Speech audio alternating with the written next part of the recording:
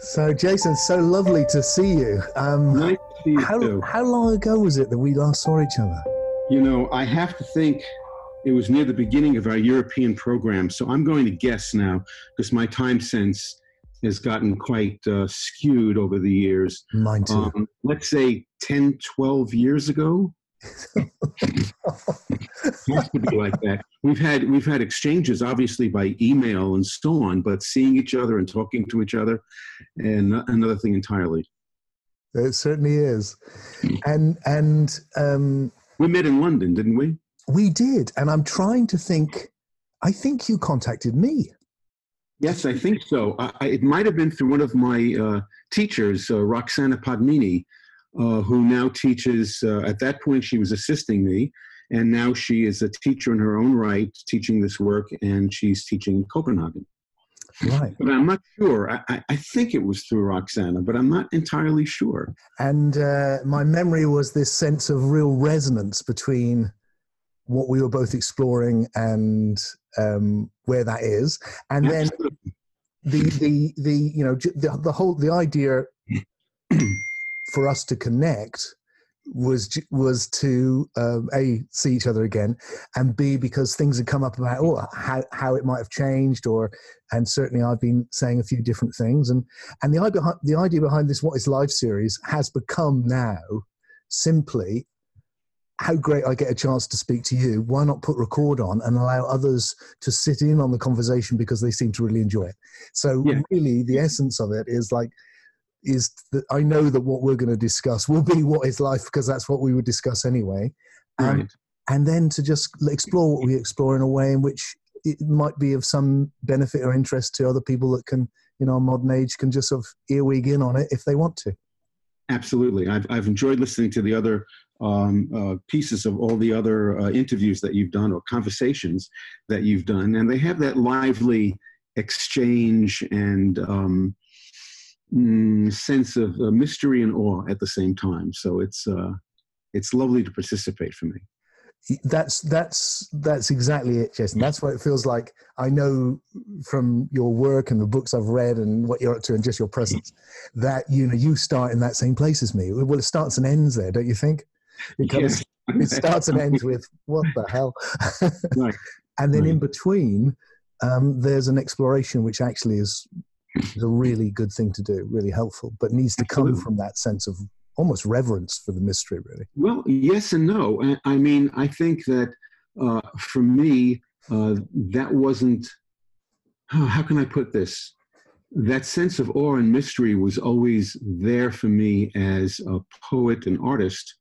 But the main reason, so there was that force that brought me into spirituality, but it was also my personal suffering that brought me into the mystery, because I was intensely aware since I was a very young child of mortality, of the ending of life, and consequently, the situation I found myself in with my familial background and everything that was going on for me and my birth family, there was a great deal of suffering for me. So the discrepancy between what I sort of knew inside as an artist and poet and musician and thinker, and just lucky enough to have a genome that made me think about these things and feel these things, and to not be in a war zone, so I had the time to think about this, I had to move toward what I believed would solve this suffering that I experienced.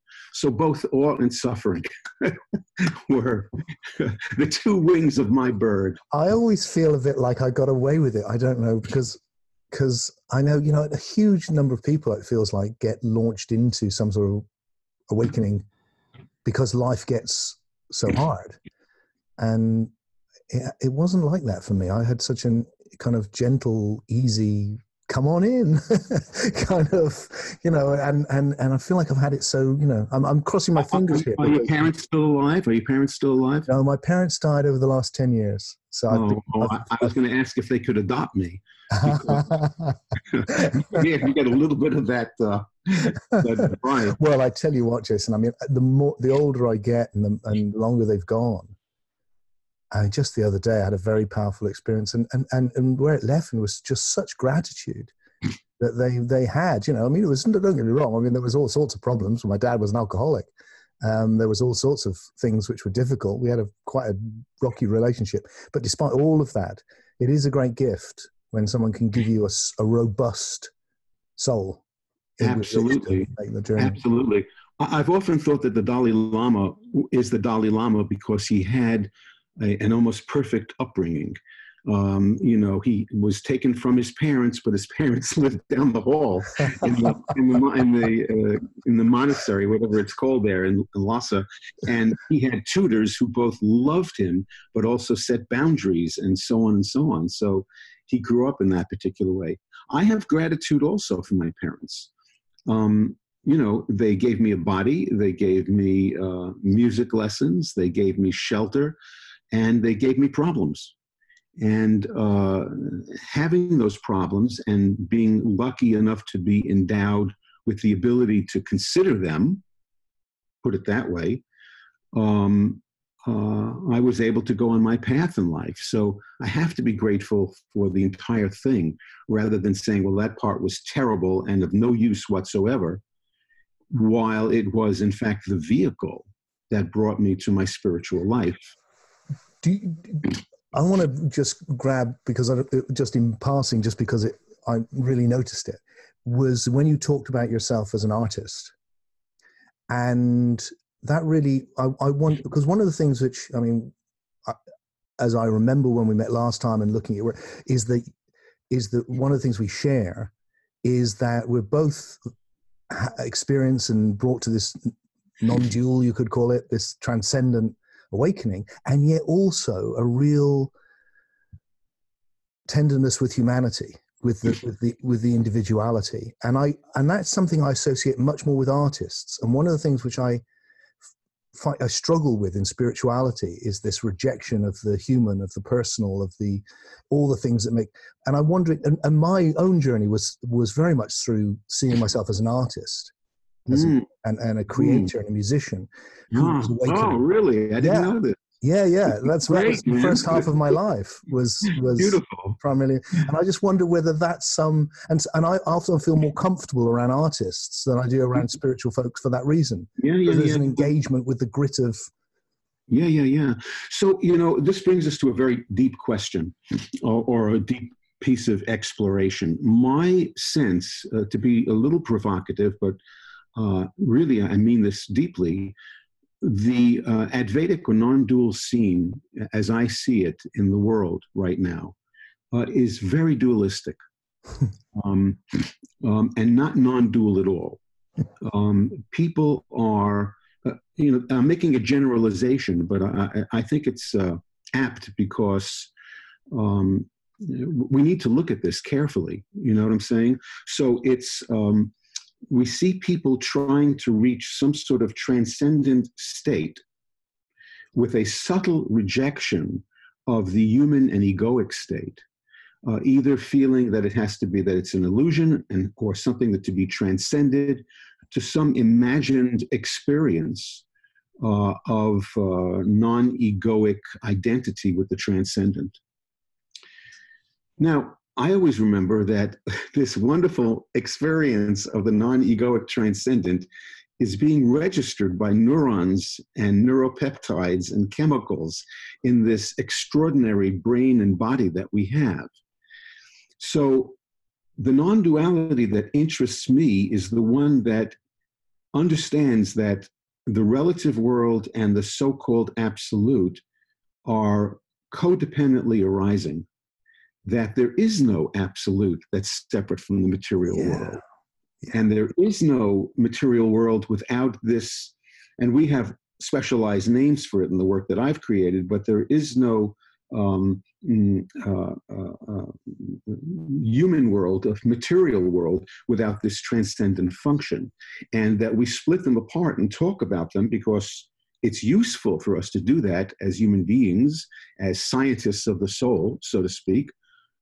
But in much of the Advaitic world that I listen to or read or have some contact with, there's this subtle separation toward taking an experience and making that what awakening is about, rather than awakening being about all experiences. Fantastic. Not specialized ones. Yeah. I beautifully put, really clear, Jason. I really get that. So something which has been, I mean, I don't want to get into the whole thing, but unless we do, but I'm not intending to. I'm working a lot on the nature of consciousness and changing how I'm using the word and how I'm thinking about it a lot right now.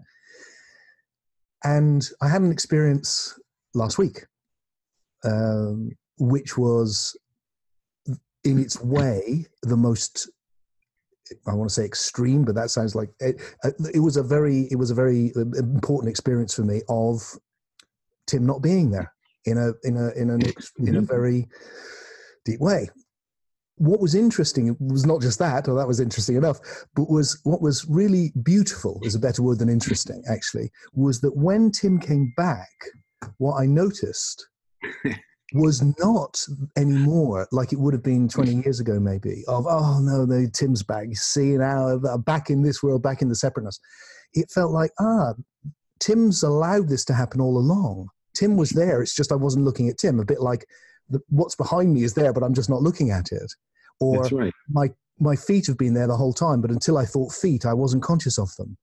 Right. And I could put my consciousness so deeply into spirit, into being, that Tim was not in my awareness at all, and yet he was there waiting for me when I came back, a bit like when I wake up in the morning. Absolutely. And that felt like such a much more inclusive and healthy way of understanding all of that. Absolutely. I love the metaphor, and let me extend the metaphor from my way of thinking a little bit, which is, we have this foreground and background, and usually the foreground is our egoic self, with all of its details and problems, and both the sense of mortality and danger, survival, the need to survive. Yeah. And yet this wonderful quality the ego has of questing forward and tell me more. I want to know more about reality. Don't tell me any more about reality, and please tell me more about reality at the same time. So usually we're in that. Then we have these experiences, such as you've described, where the reversal takes place.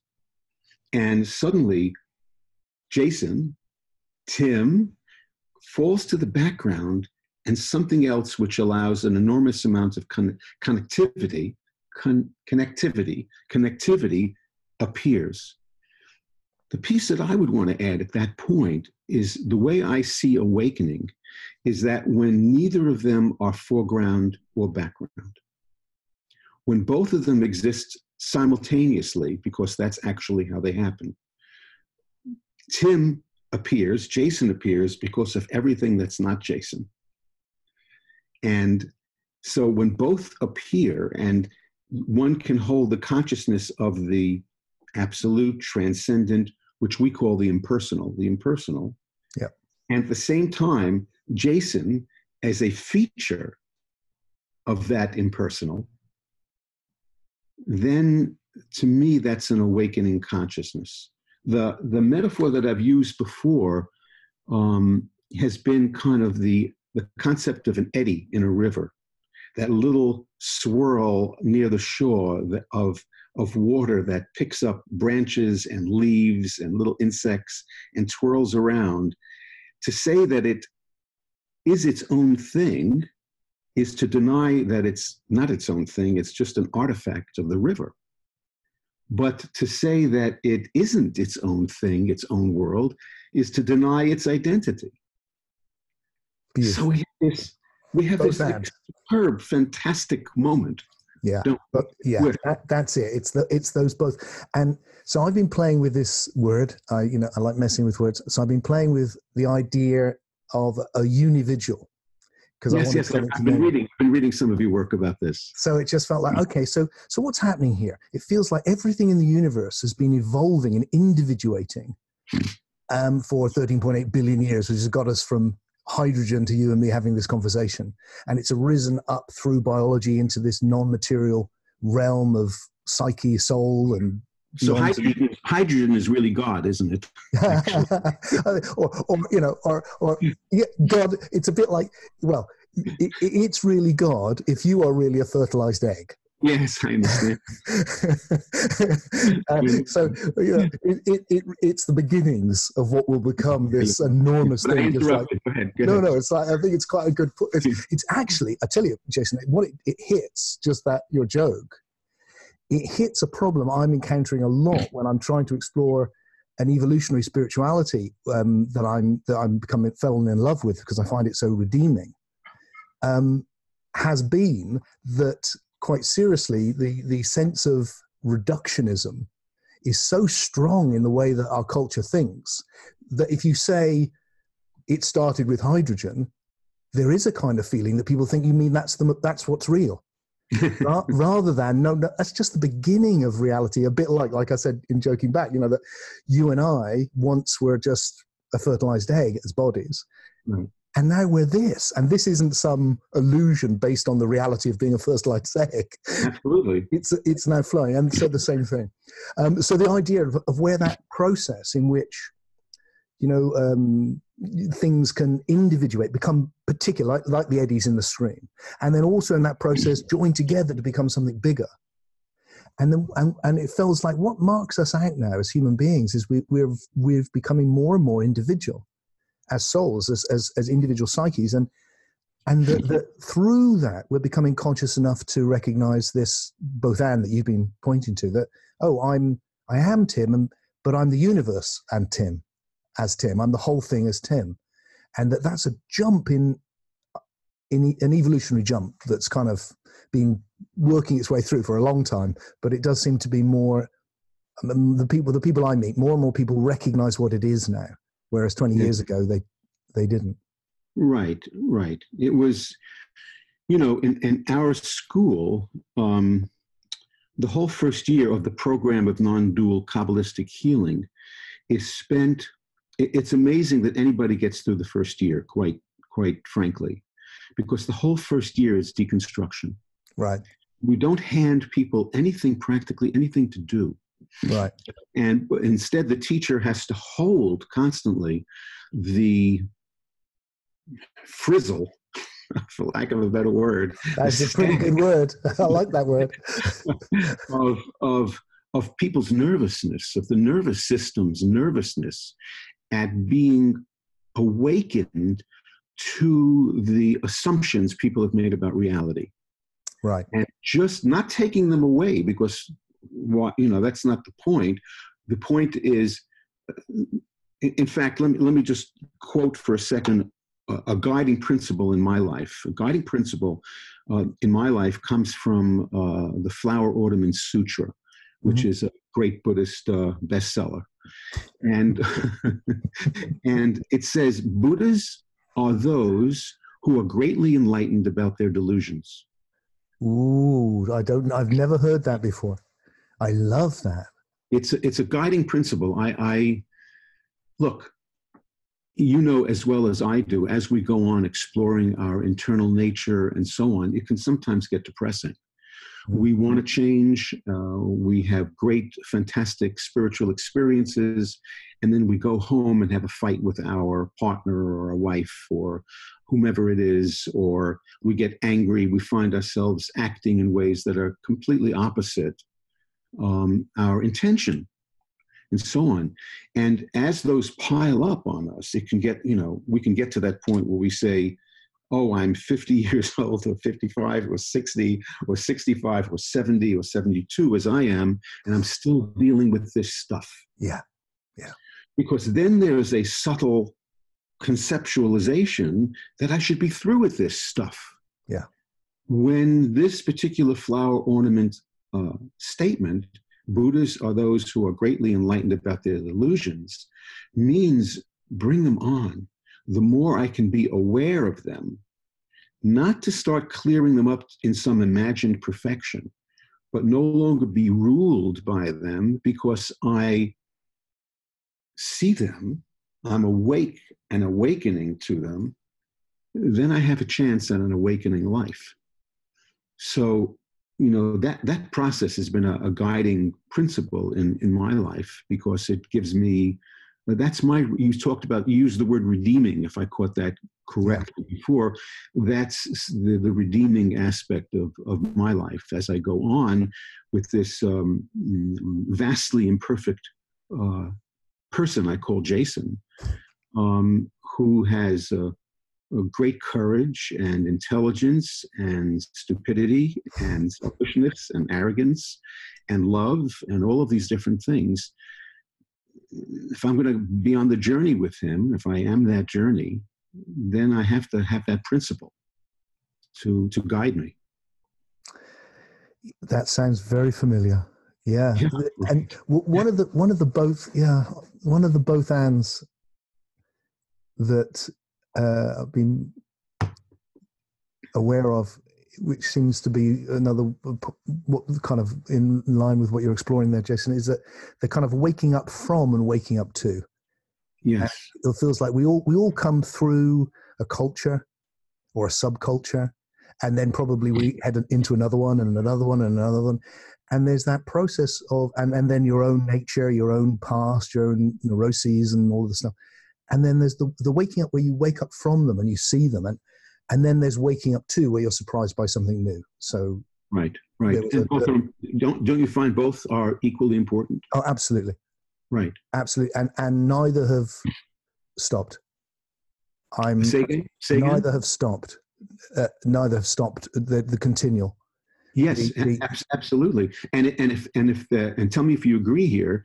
If there's an imbalance with those two things, then we're getting into an idealization of what awakening is. If it's only waking up from, then this has been subtly rejected in favor of this new thing. If it's only waking up to, I can't do this perfectly, but waking up to, then this has been rejected also. So it's just in your metaphor, which I like very much, it has to be both.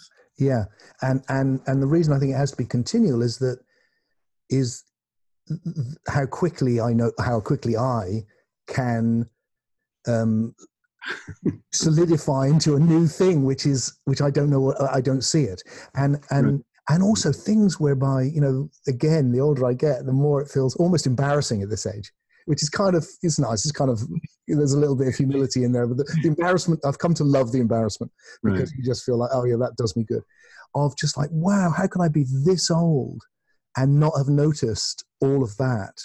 Of, you mentioned my parents. When my father died, after that process, I just thought, wow, I've been dining out on stories of the wild things I did as a teenager and a young man. And now in my 50s, I was then, I'm finally looking back at them and going, I wonder what that was like for my dad.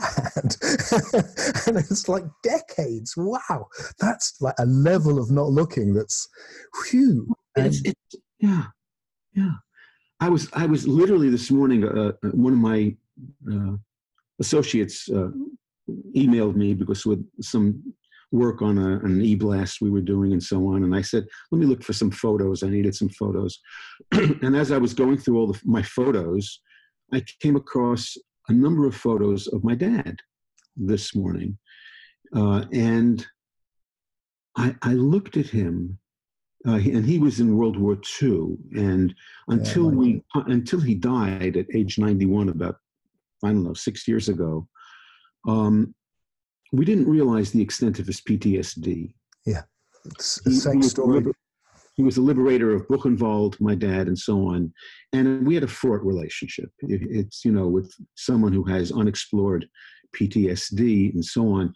But I looked at some of these pictures and I saw this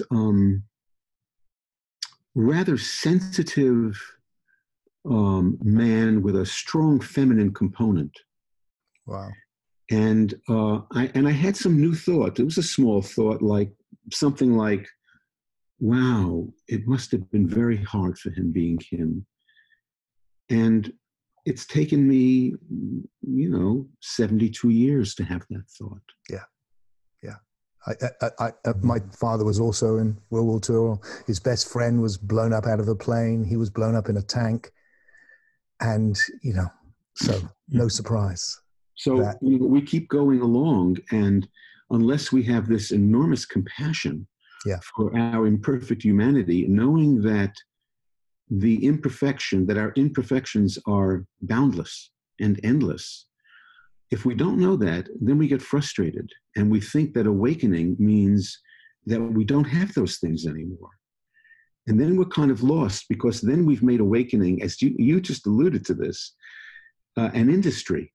yeah, And it's an industry, and we set up shop in one place. We say, yes, now I've come to the land of nirvana, whatever we're going to call it, the Jason Shulman version of awakening. And I live here, and I have a house and maybe even a castle.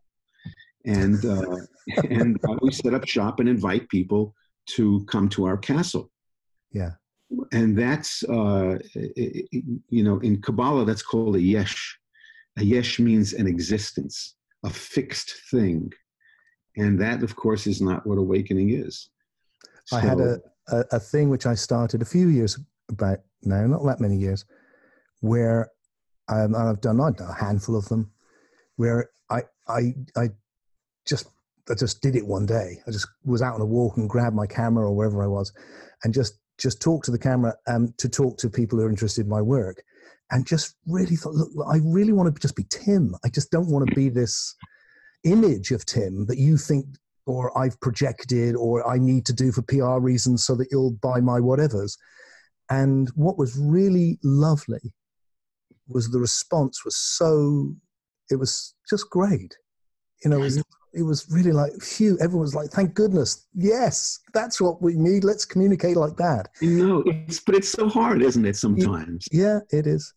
It is. I live in New Jersey, and we have a house up in Cape Cod, which is a beautiful area. It's a peninsula. I know the song. In Cape Cod. Well, we live way out there. So out there, except if students come to visit me and I do retreats up there and so on, no one knows I'm a spiritual teacher.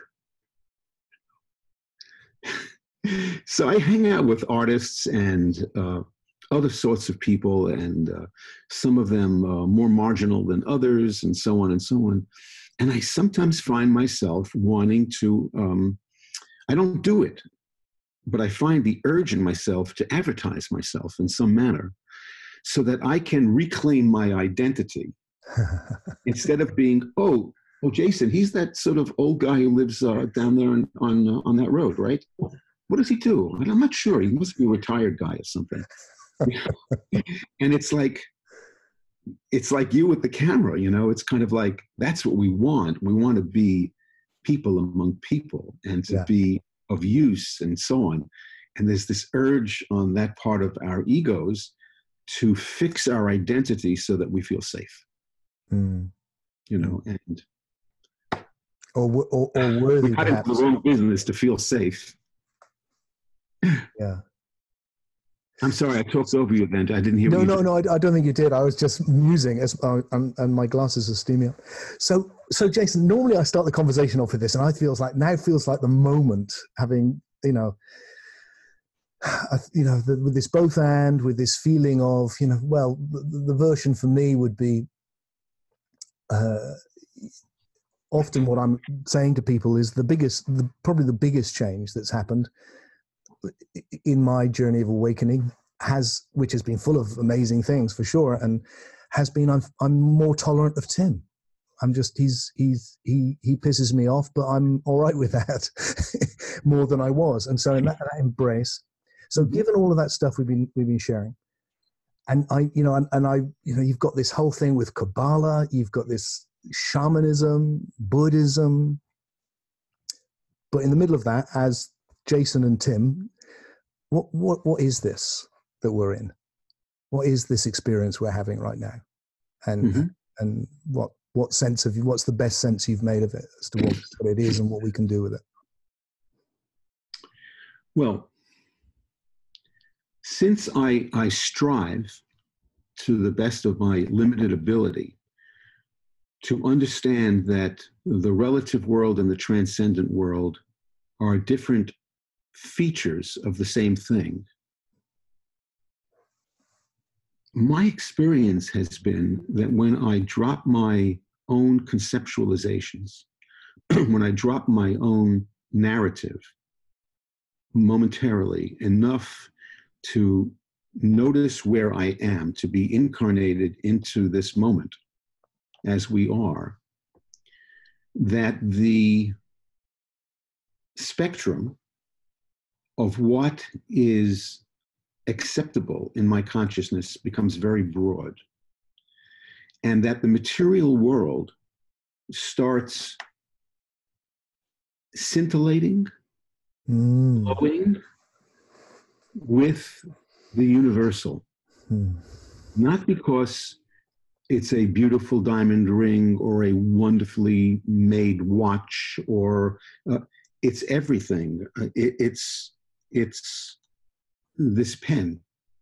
When I am in that particular consciousness, I look at this, and this contains the universe to me, not in the sense of all the galaxies and planets and details, but that universal feeling that we talk about emanates from this, because it cannot be anything other than the universe.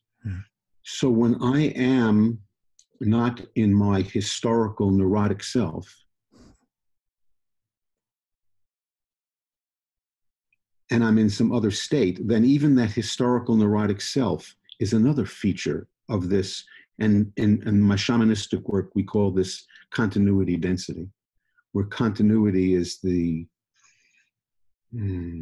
vast, seemingly non-material flow of everything, and density being the specified, locatable, manifest world, that neither can exist without the other. And when I am in that mood, this is continuity density, which means I get a chance to live in the world of, let's use deistic language for a moment, of God appearing every moment in everything. I get that chance. I stop feeling that only the most transcendent experience is the experience, because the most mundane experience and thing is the most enlightening as well. So there's no problem in that. No, there's plenty of problems, but even the problems are part of this continuity density. So I don't have, again, I have all of my human struggles when I'm not able to remember that level of consciousness. But when I do,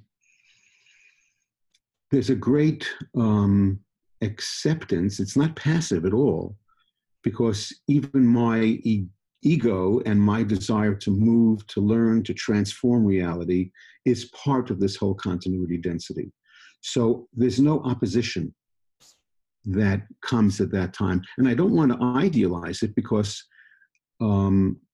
make it idealistic, because all of the struggles are also part of that. All of the resistance is part of that too. So my experience is, the more I'm in that, let's call it a mood or perspective, the larger the table that contains everything grows. Is this making sense? Say that again. So the more I'm in that perspective, the larger the table that contains everything grows. Right. In other words, so for instance, let's say let's say I'm a selfish person, which I am, and I don't know it. Well, then that selfishness is miasmatically in my makeup as a human being. And I just act it out because I don't know that I'm selfish. And I do this and I do that, so on and so on. Maybe other people know it, but I don't. And then I do a lot of hard work, and I say, oh my goodness, I'm so selfish. I'm always looking at myself and not the other person. If I don't get caught by hatred, self-hatred at that point, and see it as my human imperfection, the metaphor I like to use is that it goes on the table. It can exist. It can exist. It's no longer miasmatically controlling my behavior. It's on the table. Now I see it, I'm kind to myself and to it. I see that it was part of my human struggle. On to the next thing. Now I find my arrogance, and I say, oh, I never knew I was arrogant. And I put that on the table. Or I'm attached to enlightenment experiences. I think that's okay. I'll put that on the table. And the table grows larger, and I become freer at the same time, because my whole family of humanity is with me, but is not me. Is not me at the same time. It is me, and it's not me at the same time.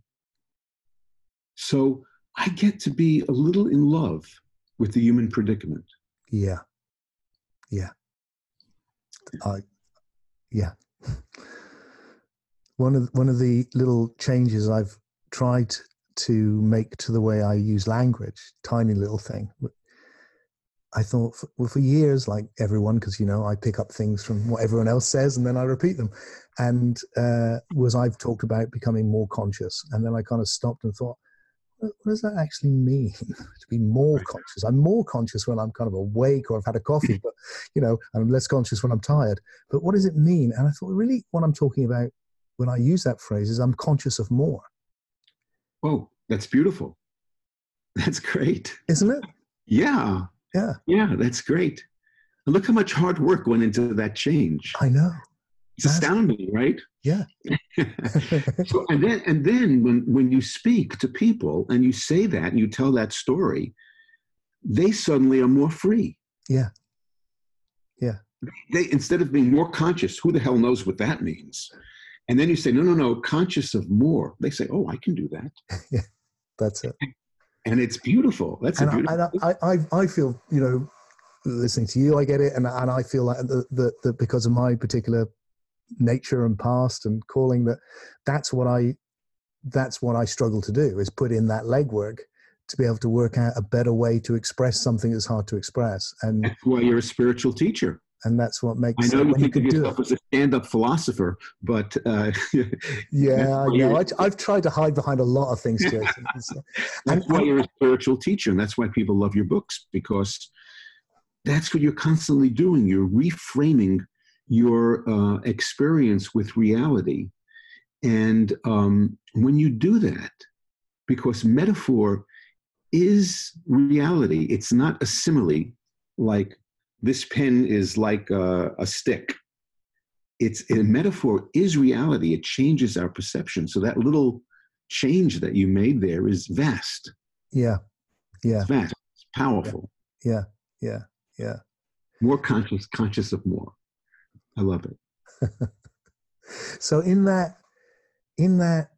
journey that we're making, and we're becoming conscious of more, you become conscious of more. And both in a way, we talked about the waking up from and the waking up to, they're both being conscious of more, aren't they? They're both, one little thing you're waking up is you seeing the things you were unconscious of in yourself and your thinking, the concepts you assume just because everyone else assumes them, whatever it is, or traits in oneself.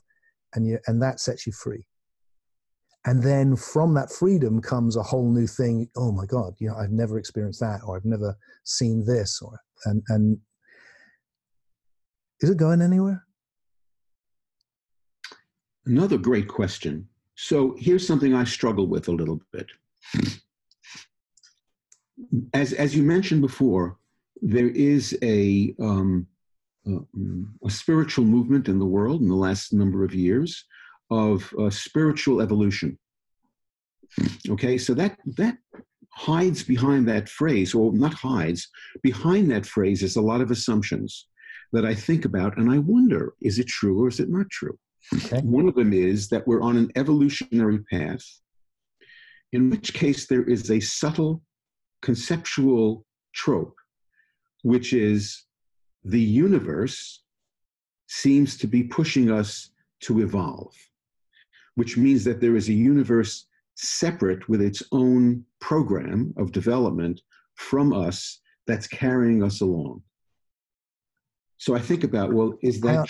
Hang on a second, Jason. You need to say that again for me. I didn't get that. I need to understand that. Yeah. Let's see if I can say it better. Evolutionary spirituality. Yeah. So I think about that. As my understanding is, and maybe I'm wrong, is that there is an evolutionary movement up the ladder of consciousness, so to speak, from less consciousness to more consciousness, to a less evolved spirituality, to a more evolved spirituality. And people find that very exciting. I know I did as a younger spiritual seeker, when I was part of something that was a movement toward something better in the world. It was great. Now I ask myself questions about that. Here's the first question. That evolutionary spirituality perspective has an unstated assumption behind it, which is that the universe, as the motive force, is taking us along because it has built into it a program of evolution. A program of evolution, so from simpler forms to more complex forms. So as you said in the beginning was hydrogen. That was the scripture of another scripture, which we can put with the World Books of Wisdom. I love that. In the beginning was hydrogen.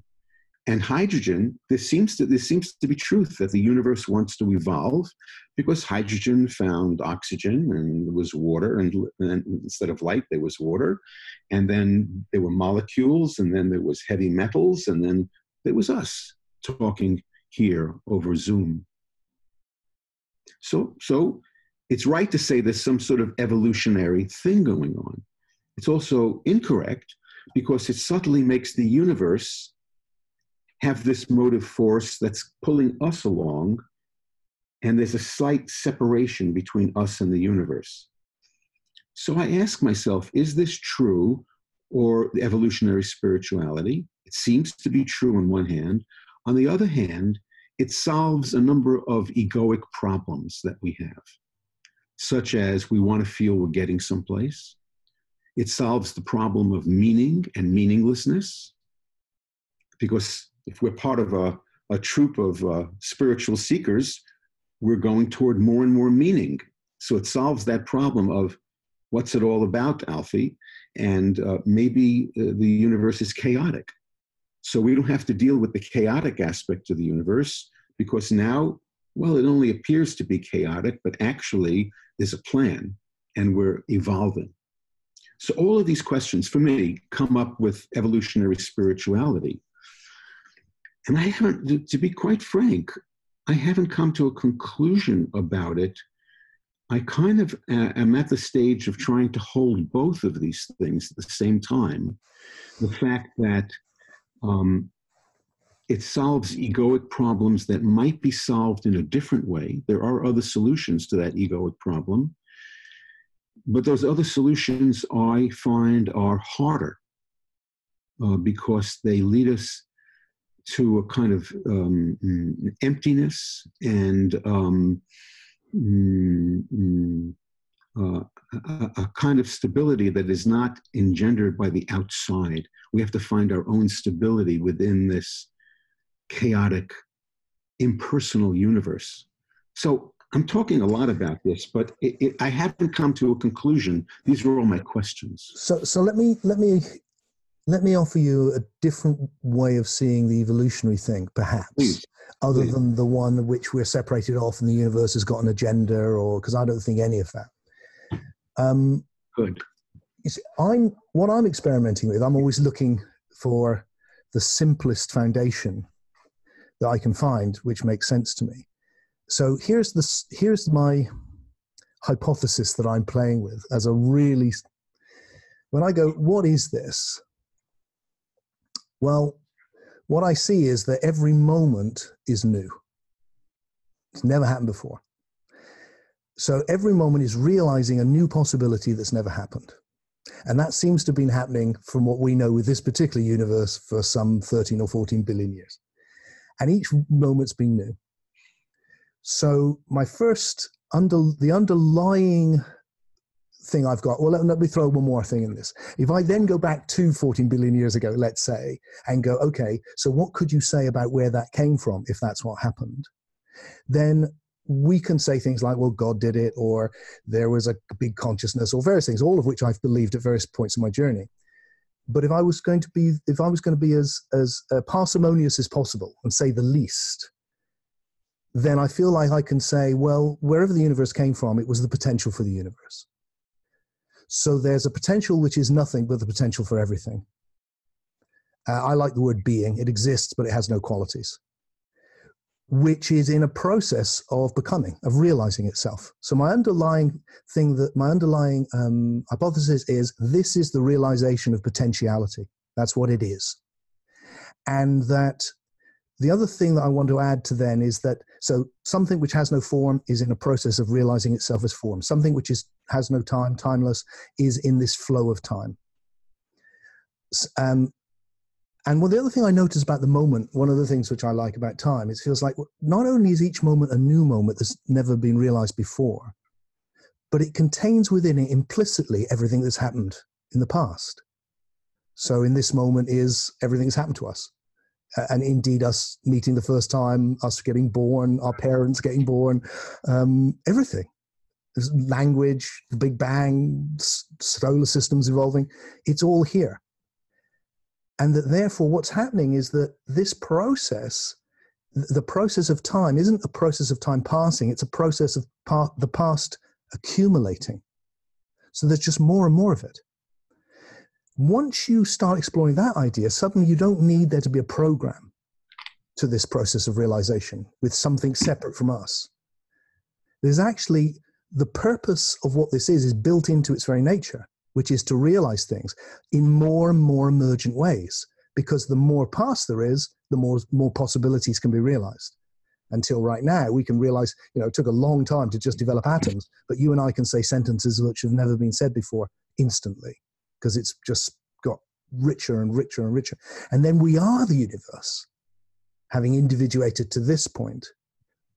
And then just to end that little bit of the story, or there's plenty more, obviously, but it is to say, and then the non-dual awakening we've been talking about, through that individuation till you get to the point where we're experiencing this non-material realm of soul and full of images and ideas, the place where you and I are meeting now, that non-local, doesn't exist in space or matter, all of that's evolved. Everything, this one flow of evolution. And then through that, you and I have been fortunate enough to actually become conscious of the potentiality of that vast emptiness from which everything is arising. I think which means that we're just conscious of ourselves. Yeah, we're conscious of ourselves. Yeah. And at that point, what's happening is through this process, that presence without form of being, when we're conscious of our deep being, the universe is conscious of its deep being through us. And that is something which doesn't separate us off from it, but actually goes that, that evolutionary process you're in, it's one thing, and we are it. So I that's what's attracted me to it, is this sense of, wow, yeah, this kind of pulls the deepest parts of spirituality and science all together in one narrative, and it gives huge meaning to life, and it embeds me in something much greater than myself. Did that offer an alternative way of seeing the evolutionary thing? Yes. Fall into the same problems? It brings up some same problems, but it also gives me a handhold that I didn't have before in listening to you. As you were talking, before you said it, I wrote down this unfolding. We don't have to, and you said this, I'm not correcting anything that you said, I'm just restating it so I can hear myself in my own language and understand it better. Yeah. Which is, we don't have to give that a personality, this unfolding that is doing this thing. Its nature is to unfold. Yes. It's in the same way a flower's nature is to do this. It's not because it says, I am going to do this, because it's built that way. It's built to do this. And you're saying that the type of potential that the universe has is built to manifest and sequentially, so put it out that way, time-space version, explore, not even explore, because it's not self-reflecting. Its nature is to... I'm not even saying that, Jason. It's not even as grand as that. The underlying thing is even simpler. underlying, it has turned out that way, but the underlying thing is to go, what could reality be but the possibility for everything? I agree. So the possibility for everything, as if that makes a difference that Shulman agrees, but it does make a difference. I really like the feeling when you say that. is the possibility for everything is becoming everything, and what's happening is that things are becoming. It just starts with the simple. Now, my suspicion is this isn't the first universe, and that everything repeats the past, just like my body repeated previous bodies. But the underlying principle isn't that. The underlying principle is simply the realization of potentiality in the simplest of ways to the richest. So what I've ended up with, bizarrely, and as someone who has a real range of traditions to draw on, you might like this because it captures two of my favorites for me in my journey, is I feel like I've kind of got, at the beginning I'm a Taoist and at the end I'm a Christian. I understand that. Because at the beginning it feels like, look, what we're talking about is the one becomes two and two becomes three, and that begets the 10,000 things. And that's the process of, and then the accumulation of the past is the thing which governs what will come next. The repetition, the habits of nature. And then where it's leading is the most emergent thing I could imagine, which is God. So that the universe is flowering into this being of love that I have the great privilege of connecting with from time to time. And when I'm like you, I can see in the pen and everything, is what the universe is become, just like the egg and the sperm became Tim, able to do this. Wasn't it always that from the beginning, though? I think that's the key for me, is that if you make it that at the beginning, and this is very much my most recent thing I'm exploring, is if you make it at the beginning, you have all the problems of the traditional problems of God. You have the problem of suffering. You have the problem of the program. You have the program of why were there 5 extinctions, dinosaurs? That's not exactly what I mean. What I mean is if we can concentrate on the material world for a second, and not make it human-centric, anthropocentric. Yeah, definitely. If we do it that way, then my experience is every manifest thing is love. That's the experience that I have, that every manifest thing is love. And the fact that I notice that it's love is my evolution, but not a change in the fundamental being existence of what these things are. In other words, I didn't make, they always were love. I've gotten to notice it. Okay, so I would disagree with that. Okay. I would suggest that the thing in them, which you call love, will become love when you see it. It's a bit like the color of the rose will become red when your eyes can see it. And the love which is there will become love when your level of emergence has arrived to see it in it, to realize that potential. Yes, I understand that. I think that's very wise. I don't know where I'm going to come down after I finish this conversation and think about it for another 10 years. but at this point, I would say it's both. So in a way, I am saying that because I suspect this isn't the first universe. So I mean this process of manifesting or realizing, not manifesting, realizing. But here's the big shift for me from the traditions, which I like, is that the traditions which arose, around kind of around the same sort of time, really, the Axle Age and just after that and all the way through and all this, I feel like human beings really, some small number, started waking up to the non-dual in such a profound way and develop what is essentially quite a negative. The reason why do we come into spirituality and go, hey, the humanity, don't. It's because so much of spirituality trashes it. Trashes what? Trashes humanity. It's like what basically your mind's a problem, that you think that's a problem, that you've got attachments, that's a problem, you have emotions, that's a problem. It's like you've got humanity, you have desires, that's a problem, and on and on. And then we're coming and going, no, there's nothing wrong with that. Yeah. And I think what's wrong with it is that, one of the things is that it comes from the idea of a fall. It's like, God had a dream and got lost. and Right. now you need to go home. Right. Or you fell into samsara and now you need to get out of this shithole and never come back. And Right. all those things. And I understand where that comes from because I experienced that. But what I love about this, I love the positivity, and I called it, I think earlier, redeeming. It's like, if this is all moving potentially to the greater good, if it's all moving towards God, it's all redeemable. It's all. I completely understand. There's something beautiful and positive about that version of spirituality as an alternative. I understand. That's why you called it before toward the Christian version of that. We could use other words than Christian. Sure, indeed. Absolutely.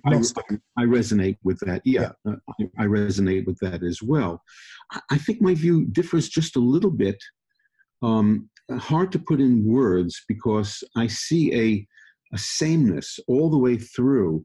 And I lost what I was going to say because it was a very subtle thought that just went through. So I'm not going to try to capture it. Let me turn, maybe it'll come back in some other form. Let me ask you a question. Yeah. Which is, one of the things that I resist is that there is another realm that is non-material. I see no need for that, actually, because the existence of the material plane is awe-inspiring and astounding enough. The fact that something is, the fact that there is an is and an is not, so to speak, is rather completely awe-inspiring and mind-boggling and so on. So even when somebody has an experience of a vast immaterial plane, that's happening, as I said before, in the material body, in the material neurons, so on and so on. And then my personal experience of the material plane and the transcendent plane being contained in each other, if I can put it that way.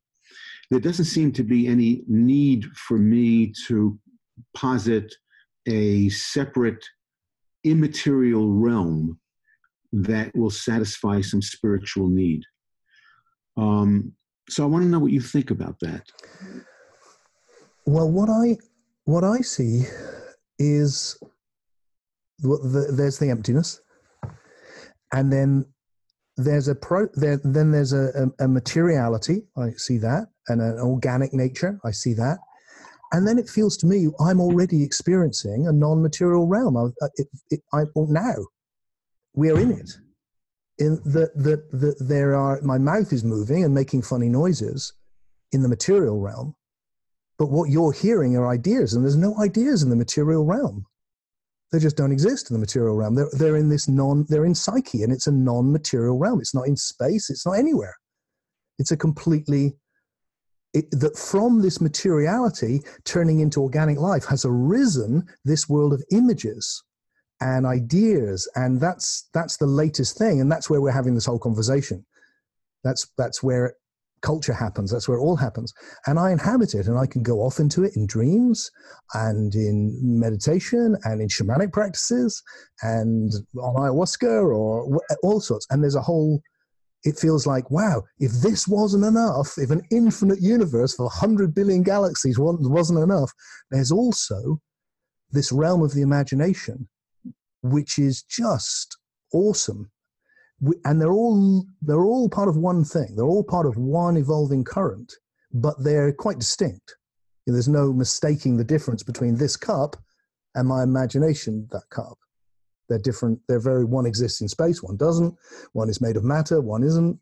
And this seems to be the latest thing, and where I spend most of my time. And that offers up the possibility, which would fit for me with my personal exploration, but also with all the near-death experiences and things like this. The idea that when people go, well, I just went off into that realm, I think, well, okay, I've gone off into that realm. Why not? And that doesn't, for me, diminish the body at all, or the physical, because it just feels like, wow, that's like the foundation from which all of that is arising, and for which all of that will come back to. They're all part of, it's a bit like the roots, the stem, and then the flower. But the flower is like, I don't know, like the old lotus idea. It's come out into a whole different realm. It's like it's above the water. Wow, what's this? And here we are in all of it. But it has to be connected to its roots because that's its origin. Yes, although it doesn't mean, I don't think, that, I mean, this is obviously a big topic, but the place I've been exploring is that the information on the level of soul and the information on the level of biology are clearly interacting right now. And if I took a sleeping pill, I'd go be unconscious and all of the rest of it. But I'm interested in the possibility that once it has reached a level of immateriality, it doesn't necessitate material. And I think the new computer stuff gives us great images for that, because, you know, like I'm on my computer now, and as we are speaking, everything is backing up to the cloud. And if my computer died, it's on my computer. I'm interacting with my computer, but it's also not just on my computer. It exists non-spatially in my metaphor. And my sense is that's a way of understanding this perennial idea. And what's reported by, you know, hundreds of thousands of people now in near-death experiences, that actually this process of individuation that the universe has got into is not going to let go of the individual when the body dies. It's not about bodies. Bodies was all about species. We've reached a level now where it's all about individual psyches. And that those, it's just as life and death arose with biology, that didn't exist before, that now death is not relevant to the psyche. That's something, it exists in the non-material realm and continues to do so. That's the era I've been exploring, and not because this isn't enough, but just because it feels like, well, I don't know, it seems like it's there, and you know, I'm surprised in a way. If I'm honest, I'd like you to come back on this, that with your shamanic work and all the rest of it, that seems very much about exploring that, the imaginal realms. Well, yes, absolutely. Only my view of it is a little bit different, and I'm a little puzzled at how to talk about this. In my shamanic work, we look at reality as a single world. There's actually a chapter in my book on the Nondual Shaman called The Single World. So I look at things as a continuum of intensities rather than material or not material. So you and I, the intensity that we're having right now, our main focus of our consciousness is on each other and listening to each other and thinking, what do we think, and so on and so on. And your consciousness of you're a married man, aren't you? I am. Okay, me too. So your consciousness of your wife is not at play here. But if I mention, how's your wife doing, you could shift your consciousness very easily and quickly. And if I say your consciousness of your childhood friend, you'd have to kind of search through this imaginal space. And you'd say, oh, Bob's okay. He's living in Wales now, and we don't know why, whatever.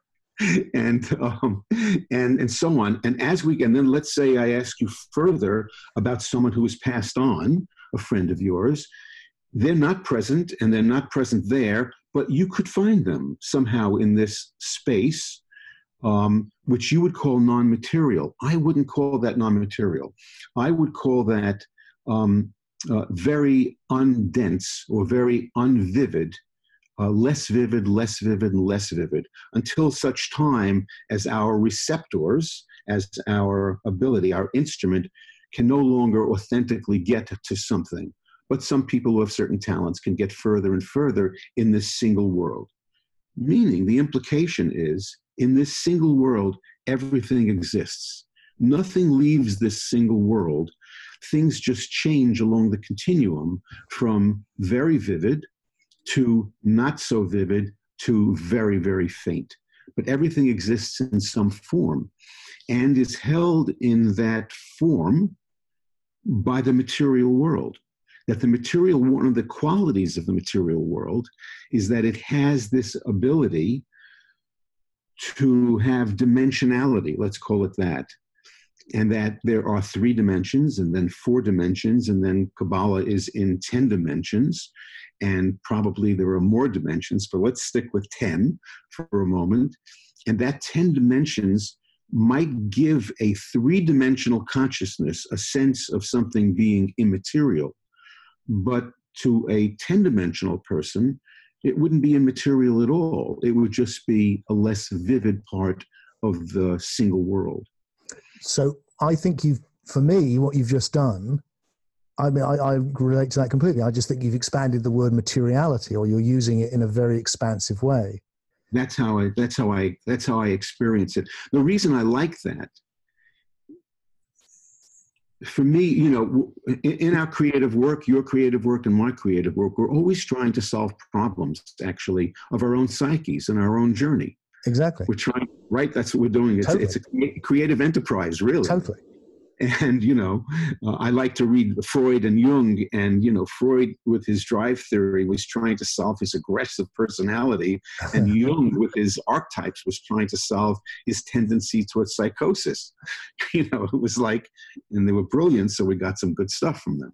But so what this solves for me is the need for there to be any motive force that's separate from the material world, that the material world, people could mistake this for a materialistic attitude, but for me it's not at all, because it's the entire universe is created in this particular way. So I think you hit the nail on the head. I've expanded the concept of the material to include the entire spectrum, some of which appears to our consciousness, when our consciousness is limited to certain dimensionality, as immaterial, but when our consciousness is expanded to more dimensionality, seems not immaterial at all.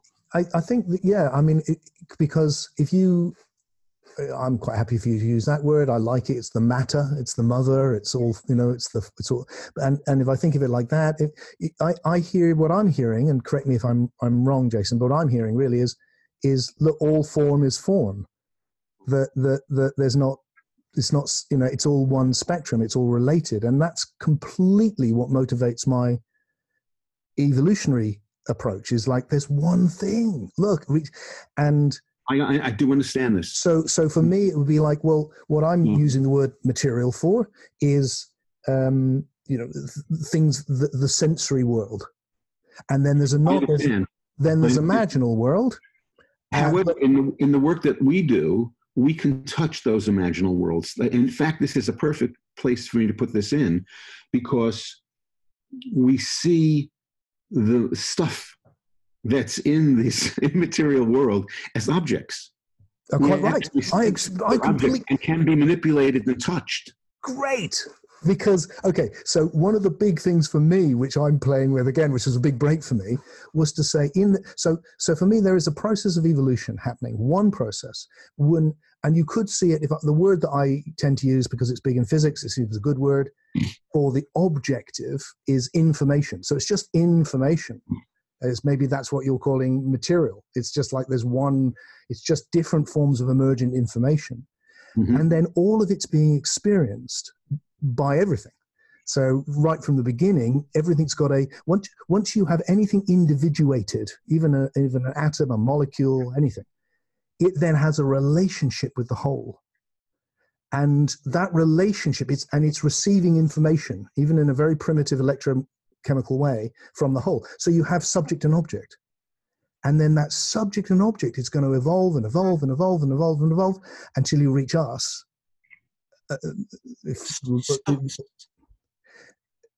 So, and then what the one of the changes for me was the way I looked at it, which was really helpful for me, and it's still only just shaping, is that there's an assumption, especially in science, often in spirituality too, that the psyche is the whole thing, the imaginal realm, everything, is the subjective aspect of the brain. And what I've come to explore is no. The subjective aspect of the body is sensation. And on the level of information that we're experiencing meaning in, it has its own subjective and objective nature. that the psyche is objective as well as it's not just a subjective thing. It's an objective realm, which you can hold things and touch things, and it has it has its own reality, and that therefore there's a subject and objective here, and they're one evolving current, but they're not the same. They're not reducible. I agree 100%. So let me ask you a question. You have a hydrogen atom, and that atom seeks out, I'm personalizing this, we don't have to, but I'll personify. Is he lonely, this atom? Is that why? It's lonely. It's so damn lonely. And it seeks out oxygen. Yeah. It seeks out a relationship with oxygen. So there's something about the fundamental blueprint of this universe, the material universe, that is a relational matrix, so to speak. It's set up that way. The nature of every individual piece of the material world,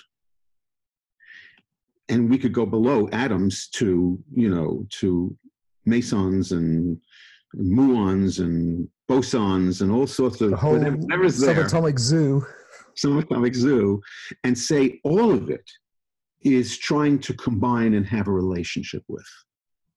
All of it is doing that. It's part of its nature to do this. That relationship is the entire matrix of this universe, and the constant ethos or constant coloration or theme of this universe, all the way up to this guy Tim in Glastonbury. Is that where you are? It is, yeah.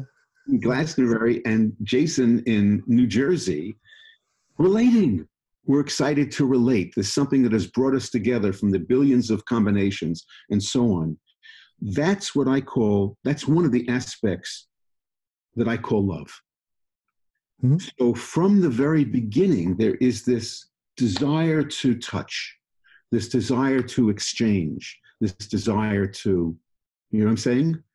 So I do, although I would want to say, like I said earlier, that the thing that we talk about as love has evolved from this, what we call desire has come from an attraction between particles, and that it will emerge into the richness of what we see from those. Well, I find that pretty rich. I find hydrogen and oxygen's dating relationship pretty rich as it is. Yeah, although it took an awful long time for them to find each other.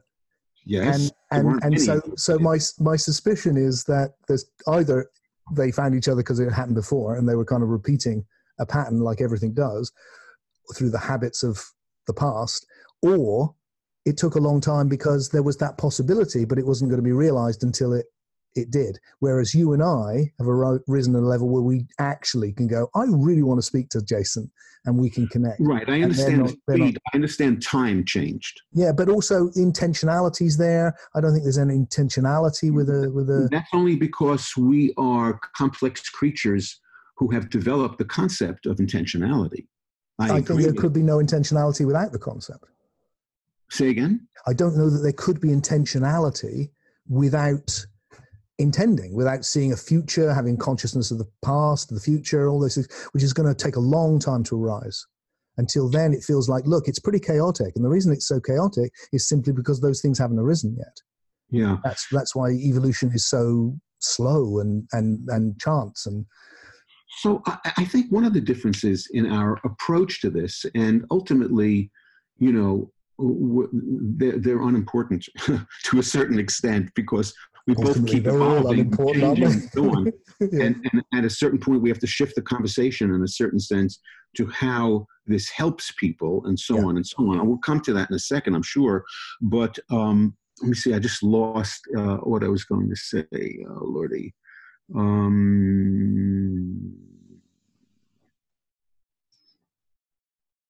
What was bring me back one sentence. You had talked about the attraction between hydrogen and oxygen to form water, and how that had come through to us. Yes, I remember. Part of my process, my meditative process, if you will, is that the search for meaning always separates me from what I'm trying to find out. Because then there is locked in place a subject and an object. There's a subject, Jason, who's trying to find the meaning of, and fill in the blank, the objective world, his psychic world, his emotions, his the suffering, his this, that, and so on and so on. So the search for meaning for me in my evolution was a dead end, because it always posited the fact that Jason was a subject and then there was another object out there that he had to explore and find out. And what I found that I was avoiding, that to make progress, I would have to include meaninglessness, or as I sometimes call it, the unsolvable. And that unless I could bring the unsolvable as it is, not as something that could be solved, but to bring it full tilt into my table, that I was not going to have a full relationship with reality. Because if I stayed with only, I will solve this, and I'll solve that, then I'll solve this, and I'll solve that, then Jason remains the same in his solving consciousness, solving these things one at a time, he thinks. While if I allowed the unsolvable to be there and brought that in, something got enriched immeasurably by my ego's inability to package that part of reality neatly so that it fit into my egoic sense of what life and the universe was about. So that seems like a really good place to maybe move on from our evolutionary stuff, because it's taking us right back to where we started, which, as I remember it, was one of us, and then me remarking on it, was mystery. And I said, because for me, it's all starts and finishes with, I don't know, with this, with something beyond. So the whole of the philosophical part, and for me, that's another both and for me. It's like if I lose the mystery, if I lose the actual wonder of incomprehension, I love that. Then I have lost the whole thing. That's right.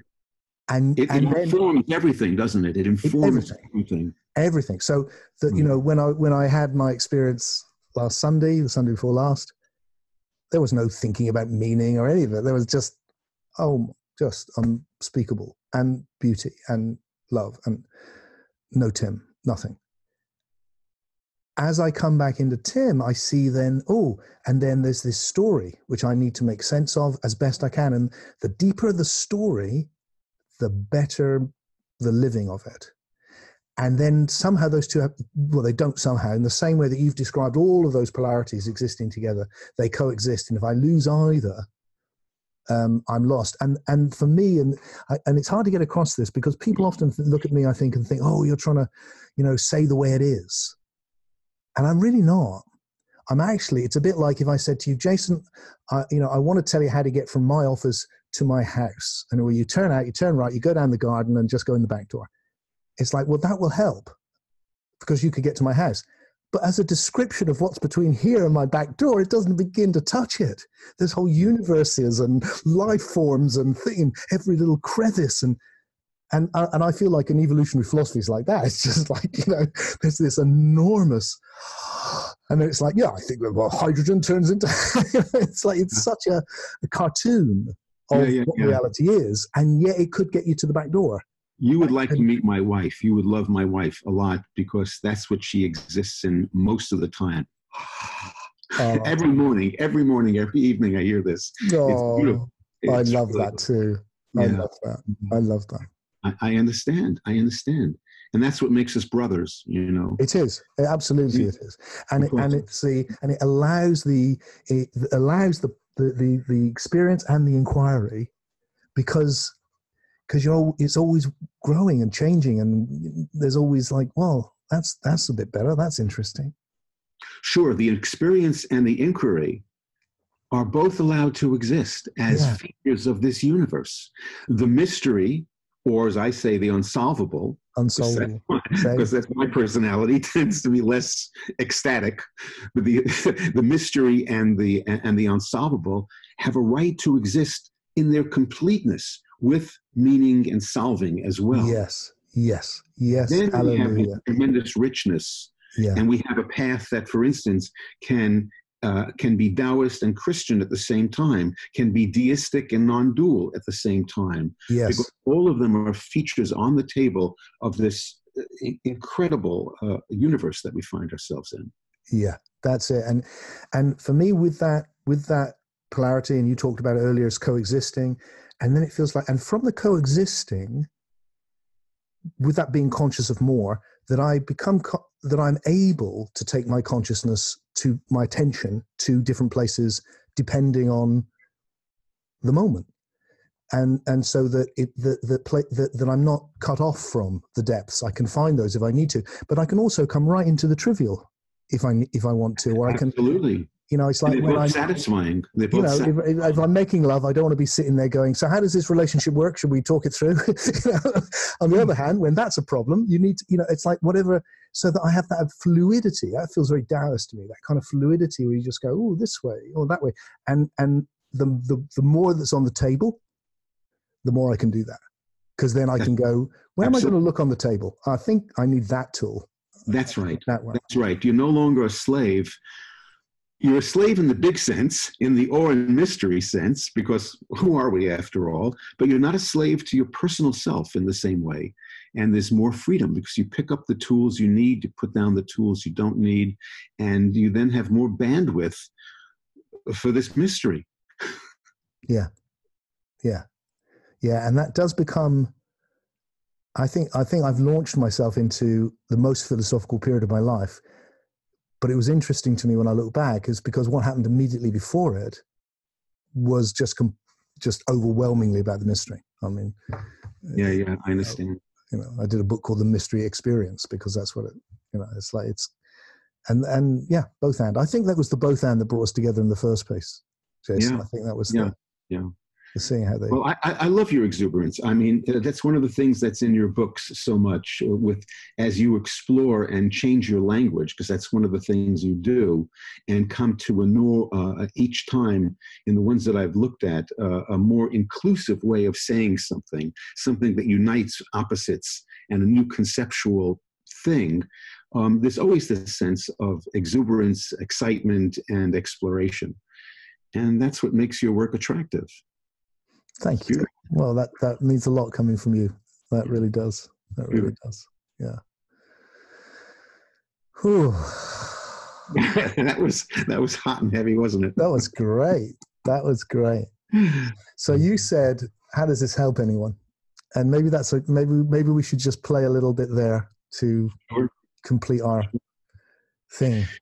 It seems like actually a very simple question to me from this conversation. When you said not more conscious, but conscious of more, that's something that's close to my heart, because I think that one of the talents I've brought to my work is my ability to use language to express the formally inexpressible.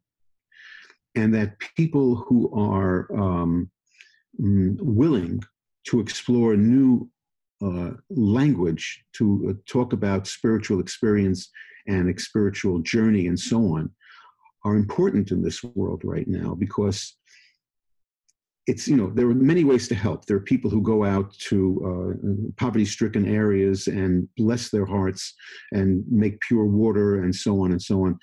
I have not been that kind of person. I've been the kind of person who's been able to do this.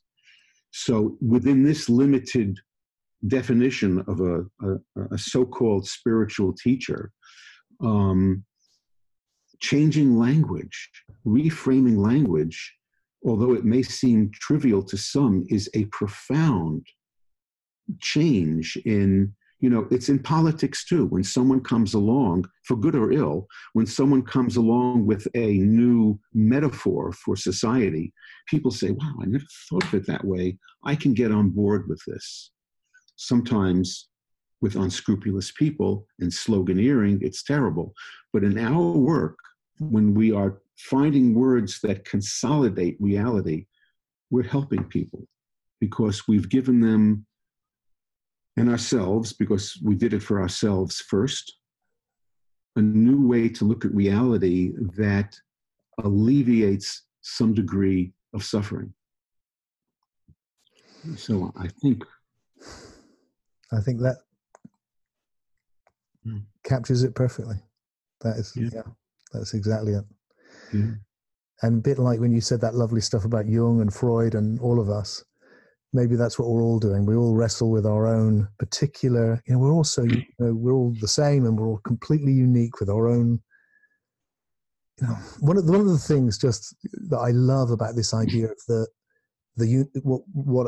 about the past accumulating, that it's all there, that nothing's been lost, that the universe is in a sense made of the past. And the laws of nature are in fact the habits of nature, and that means that you and I are the past, and that therefore everything which I've ever been is meeting everything that you've ever been right now, everything, and will always be what we are. And you said it beautifully. You said earlier, you said something, I forget the phrase you used, but it's very similar to one I use, where you said about I am this journey, or something like that. That's my senses. I don't have a life. I am this life. That's right. I'm actually am it. That's what I am. And what I'll take with me when I die, I suspect, is nothing but this life that I am. Yeah. Everything that's I'll take my past. I'll take the whole past. And there's something so lovely about that. And therefore, I'm unique because of everything I've ever been. And you're unique because of everything you've ever been. And therefore, I have a unique perception of the universe. And from that, I will try and resolve whatever it is as a philosopher or a plumber or whatever it is, or an artist.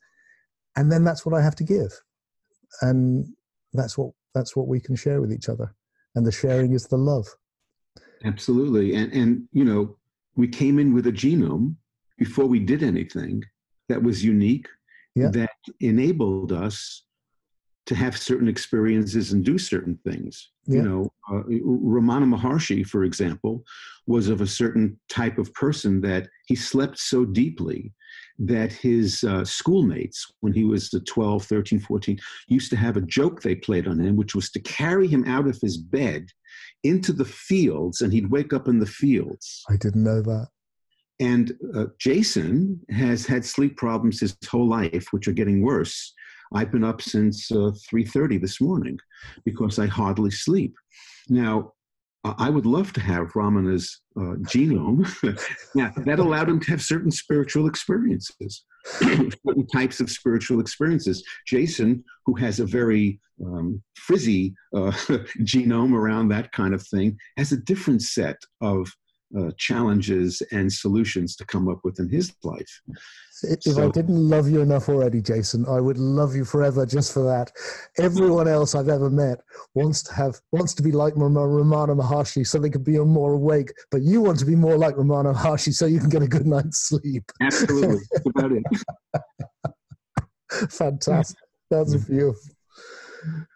Oh, well, it doesn't get better than that. So thank you for sharing this conversation. It's been... Well, I thank you so much because your ability to want to talk to people. I teach a lot, but I'm a little bit of a loner. And if you hadn't invited me to talk with you, I wouldn't have sought that out, because I just do my work in my cave, and then I go out and teach and so on, and go back to my cave. But you have this ability, beside whatever you do privately, to reach out and want to converse with people, which I'm speaking about awe. I'm a little in awe of, because it's not part of my makeup. So I thank you so much for having the wherewithal to set this all up. Good. Well, I'm so pleased we did, and I hope we get the chance to do it again, but not quite so long next time. I'll let you know if I come back to the UK again. Yeah, please. And, I'll visit. That would be such a delight.